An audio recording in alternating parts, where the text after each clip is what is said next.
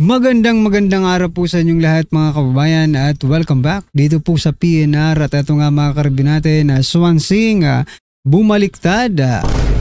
Nako, nilaglag na ang lahat ng kasama. Nako, PBBM mananagot ba sa flood control? Yan mga kababayan, patungkol po riyan ang ating alamin at bibigyan ng komento ngayong araw na ito. Pero bago pong lahat, kung bago ka pa lang at di pa po nakapag-subscribe sa ating munting channel, please don't forget to subscribe. At palike na rin po ng video ito. Maraming salamat po at eto na nga, simulan na po natin to.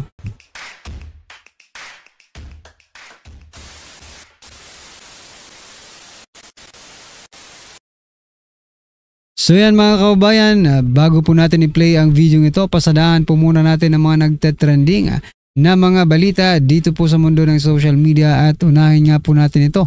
Nako, mananagot ba si President Bongbong Marcos Jr. sa flood control anomalies? Ito, ang sagot ni Atty. Vic Rodriguez. Pakinggan po natin ito mga kababayan. Equally liable.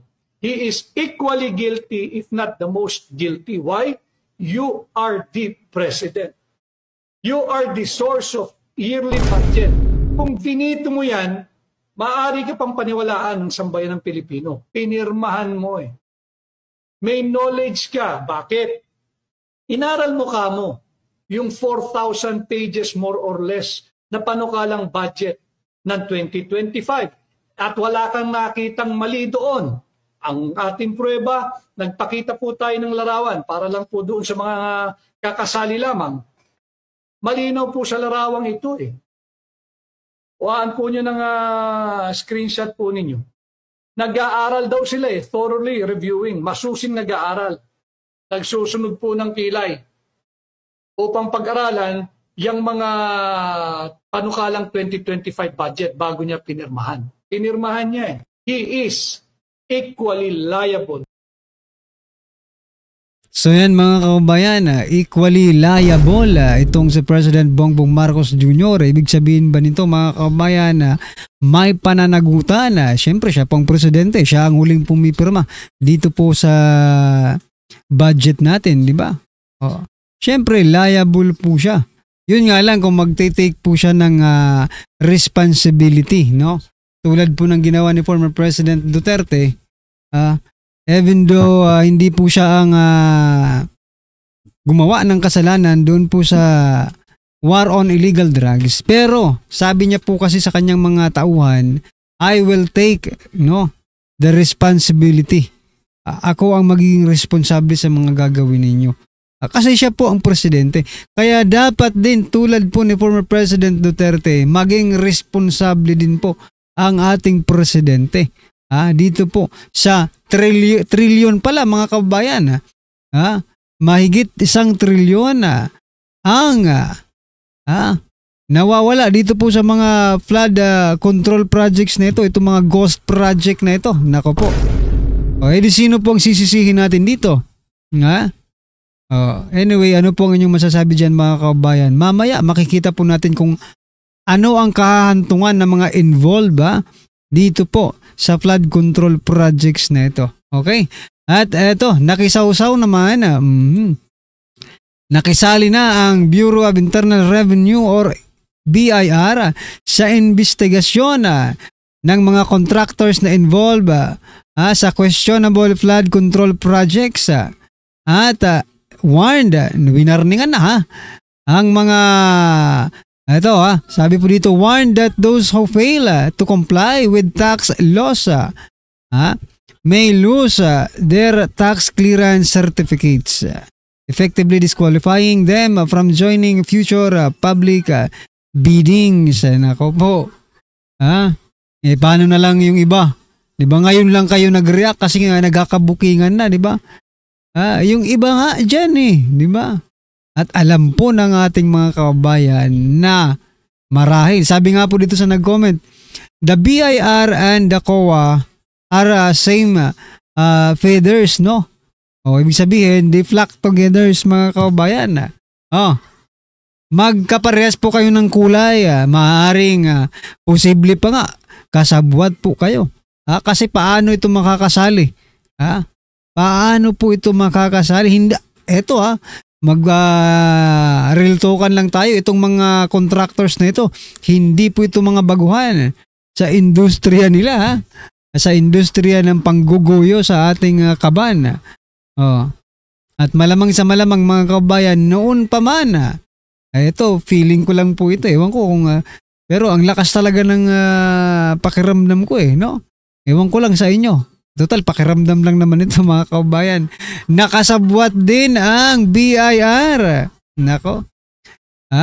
Kasabwat po ang BIR dito po sa mga nangyayari sa flood control projects na ito. Dito po sa mga bogus na mga contractors. Malakas ang kutob ko. Baka mamaya inuunahan nyo lang. Inuunahan nyo lang dahil kasabwat pala kayo. Ay, nako po. Ano po ang inyong masasabi dyan mga kababayan? At eto pa, pasadahan din po natin ito. Nako, eto mga tahimik ngayon Eto pong mga pagmumukha mga kababayan. Sabi po dito ni Sir Azaris, no? Yung nag-share po ng video na ito. Sabi po dito, ito ang mga maingay sa 125 million. Tahimik sila sa 590 billion. Yan, pakita natin yung mga pagmumuka. Wag lang natin, yan Yan Si ano yan, di ba? Si Gutierrez ba yan? Ayan si Punghun. Yung isa, sino yun? Si Abante. Ito yung babaeng nakalimutan ko yung pangalan ng babae. Ayan po, ulit-ulitin natin nang makita. Eto kasi kinakabahan ako mga kabayan kasi tahimik po sila ngayon. Baka may gagawin na naman pong mga bagong isyong mga ito, no? Para naman ma-divert yung bayan, no? Dito po sa flood control projects na ito. Ako kinakabahan ako dito kasi ang tahimik po nila ngayon. And they're not talking about the flood control projects. Pero, baka mamaya, bukas o sa makalawa mga kabayan, ay mayroon po silang ipakita sa atin na ikagugulat natin na doon naman naka-focus yung atensyon ng sambayan ng Pilipino. Ibig pong sabihin ay baka gumagawa po sila at nagpaplano ng mga script to divert the issue to another issue. Di ba? Ano po ang inyong masasabi dyan mga kabayan? I-comment nyo na lang po. At eto, last po natin pag-uusapan, ito pong magiging future ng mga kasabwat at itong mga contractors na ito. Dito po sa flood control projects, itong mga main character, no? Sa pangungurap dyan sa flood control projects na yan. Nako po, ito po ang balita mga kababayan na pwedeng kahantungan ng mga contractors at kung sino pa man sa gobyerno natin. Okay? Ang balita pong ito ay hatid sa atin ng News 5. Sabi po dito, Janet Lim na pulis nahatulan ng halagang anong halaga? Okay? Janet Lim na pulis nahatulan ng hanggang 55 years na pagkakakulong. Ayan mga kababayan. Doon po sa mga posibleng maging mahatulan rin ng Anti-Graft and Corrupt Practices Act and Malversation of Public Fund. Ito po ang kahantungan ninyo. 55 years. Ito nga kay Napolis, paggamit lang ng 7.55 million pork barrel. Samantalang ito sa flood control mga kababayan, billions, no? Billions po. Baka dito kasi yung 7.55 million, ang pagkakakulong niya po ay 55. So kung billions ito, ilang 100 years siguro kayo, Diyan sa kulungan. Sana lang may maipakulong si Senator Rodante Marcoleta diyan po sa kanyang investigasyon sa Blue Ribbon Committee about dito sa flood control anomalies, para naman yung ating mga kababayan, no, ay hindi na sabi niya nasusuya na ang taong bayan sa palaging wala namang nangyayari. Ah, puro investigasyon na lang pero ngayon yata makakatikim yata sila ng hindi lang investigasyon kung di matutuluyan. Pati mga sangkot na mga congressman ay dapat yan. Kahit ubusin nila sila diyan, di ba? Kahit wag nang wag nang palayain, okay? Ubusin niyo yung mga congressman na mga sangkot diyan sa flood control projects.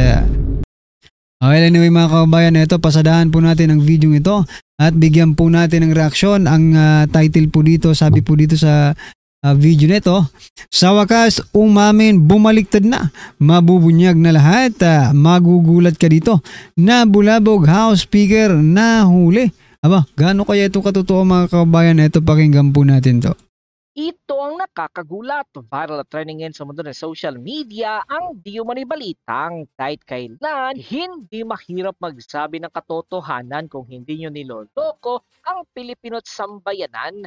Hindi na napigilan ng Navotas Representative na walang iba kundi si Toby Tiangco ang magwala sa loob ng Kongreso matapos ang initial deliberation para sa proposed budget sa taong 2026. Kung saan ay tila posibleng magkaroon na naman ng mga questionabling bilyong pisong insertion tulad na nangyari noong 2025 national budget na itinuturing na isa sa pinakakurap na budget sa kasaysayan. Pero bago ang lahat mga Kapinas, kung bago sa kalamang namin ay huwag mong kalimutan mag-subscribe at pakiclick na rin ang notification bell para mas maging up-to-date ka pa lalo sa lahat pa ng bagong videos na i-upload namin.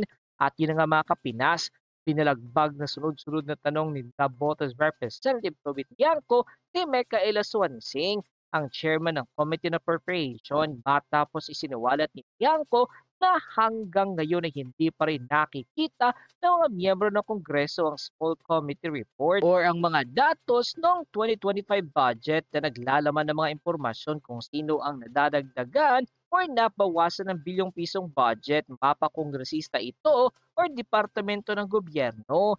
Dito na nagtaka si Tiangco kung bakit hindi mailabas si Micaela Suansing ang nasabing committee report dahil ayon mismo kay Toby Tiangco hanggat hindi nilalabas ang small committee report na ito, mauulit at mauulit ang skandalong sasangkutan ng 2025 national budget at itinuturing na pinakakurap na budget na naipasa ng Kongreso sa kasaysayan.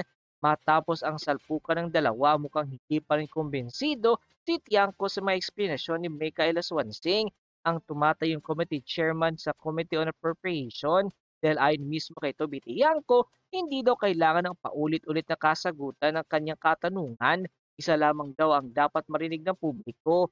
Bakit hindi daw masagot ng Kongreso ang simpleng tanong sa kanya? Mahirap ito, may itinatago bang baho ang mga kongresista? Dahil nga dito ay marami sa ating mga kababayan hindi nakapagpigil at panat pa nila ay dalidal o ang dali-dali lang naman daw ibigay ang ni Toby Tiangco, pero bakit hindi daw ito maibigay-bigay ng Kongreso? Natatakot ba ang mga ito at baka may makitang butas na naman at malaman na ng taong bayan ng mga kagaguhan na pinaggagawa nila sa pera ng taong bayan? Matapos nga lumabas sa balitang ito ay umaniyagan ng samot-sari komento at reaksyon mula sa marami sa ating mga kababayan at marami nga sa kanila ngayon ang hindi napigilan ng kanilang sarili na maglabas ng kanilang hinang at komento sa mundo ng social media. The netizens posted, "There is a cover-up po talaga sir kasi malaking kabulastugan ang ginawa sa 2025 national budget. Dapat lang talagang uriratin din yung small committee ng 2025 national budget. Suansing is not fit to handle this upper committee. Halatang hindi niya alam ang ginagawa niya. Panay consult kay Sandro, hindi rin naman siya nag-pay attention. Panay cellphone, kawawang budget na naman. Pag pulis ang iniimbestigahan, sinisibak sa pwesto, dapat ganyan din sa Kongreso at sana NBI ang mag-imbestiga diyan. Dapat talagang pag-presidente na si Vice President Sara Duterte, ipasara na yung House of Congress dahil iyan ang malaki at malakas magdakaw sa pera nating taong bayan at yung konting natitira na matitinong congressman, i-appoint na sa cabinet secretary sa Malacanang. Kaya dito magbabatos sa ito ng si Congressman Suansing. I am sure maganda ang kanyang sinimulan, pero sad to say, ang kahihinatan niya ay magiging pabulusok din dahil kinain na siya ng bulok na sistema ng gobyerno kinakabilangan niya. takip pa more, maraming galamay ang korupsyon, iilan na lang congressman, congresswoman na tapat sa bayan. So yan mga kababayan, ano po ang inyong reaksyon, opinion patungkol po sa video ito, i-comment nyo na lang po sa baba. Para at least alam po ng ating mga kababayan ang inyong opinion. Maraming salamat po. Please don't forget to like the video. Maraming salamat po.